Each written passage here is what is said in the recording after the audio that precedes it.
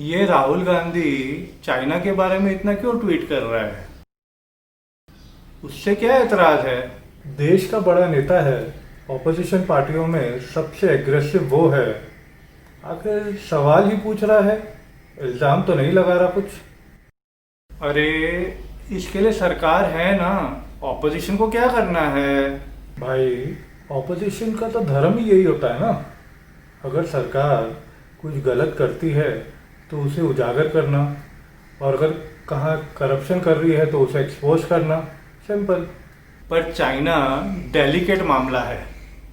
इस समय देश के सब नेता को एक साथ खड़े होना है और मजबूती से एक ही आवाज में बात करनी है। ठीक है, ठीक है। वो जो 2014 से पहले मोदी जी बोलते थे चाइना को लाल आंख दिखाना, वो क्या था? ऐसा कब बोला? देख, भारत के विदेश मंत्री चाइना गए और चाइना में जाकर के चाइना के साथ उनकी इन जो हरकतों के खिलाफ आवाज उठानी चाहिए थी, लाल आंख कर करके चाइना को समझाना चाहिए था। अरे, ये 7-8 साल पहले की बात है, किसको याद है? और वैसे भी पहले ही कहा था, मोदी जी के बारे हम भक्त लोग कुछ गलत नहीं सुन सकते। अटल जी याद हैं? उन्हें कौन नहीं जानता, पर अब उनका और चाइना का क्या लेना देना?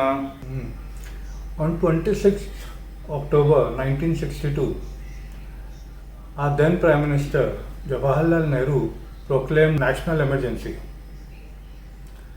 सुबह 8 बजे अटल बिहारी वाजपेयी, जो उस वक्त 36 वर्षीय युवा नेता थे, अपने 4 साथियों के साथ नेहरू जी के पास गए, जो उस वक्त 72 साल के थे। जानते हो क्या कहा? कि आप पार्लियामेंट सेशन बुलाइए, हम जानना चाहते हैं कि आखिर देश में हो क्या रहा है। चाइना ने हम पे युद्ध किया है, हम उसके बारे में पार्लियामेंट में चर्चा करना चाहते हैं। नेहरू जी ने उनकी बात मानी और 8 नवंबर को पार्लियामेंट सेशन कन्वीन हुआ। डॉक्टर LM सिंघवी उस वक्त के एक निर्दलीय नेता थे, पाली राजस्थान से। उन्होंने सजेशन किया कि इस सेशन को सीक्रेट सेशन रखते हैं, और उनके हिसाब से ज़्यादा करके ऑपोजिशन MPs की भी यही राय थी। बचा लिया ना उन्होंने नेहरू जी को? नहीं बाबा, ये जानते हुए भी कि इस सत्र में उनसे तीखे सवाल पूछे जाएंगे, उन पर और उनके मंत्रिमंडल पर बहुत सारी उंगलियां उठेंगी, उन्होंने ये सत्र बुलाया। शायद उनकी जगह कोई और नेता होता तो इस मौके का फायदा उठा लेता। जानते हो नेहरू जी ने क्या कहा? The issues before the house are of high interest to the whole country. Right at the beginning to ask for a secret session would have a bad effect on the country. Not only he would welcome criticism, he would encourage it. ये होती है democracy. सिर्फ अपनी मन की बात करने से लोगों की काम की बात नहीं होती। देश का भला तब होगा जब लोगों के दिल की बात की जाएगी। अब तू मेरे सवालों का जवाब दे। क्यों पिछले 6 साल से मोदी जी ने एक भी प्रेस कॉन्फ्रेंस नहीं की? क्यों उन्हें चाइना के बारे में देश के सामने आने में हिचकिचाहट महसूस हो रही है? ये सब मैं कुछ नहीं जानता।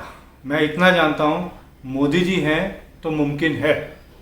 नेता आएंगे, नेता जाएंगे। देश देश होता है, उसकी गरिमा और उसकी प्रतिष्ठा के सामने कुछ भी नहीं। ऐसा नहीं है कि नेहरू जी से मतभेद नहीं थे, और मतभेद चर्चा में गंभीर रूप से उभर कर सामने आती थी।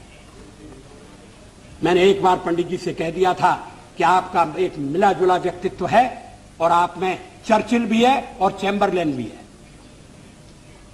वो नाराज नहीं हुए।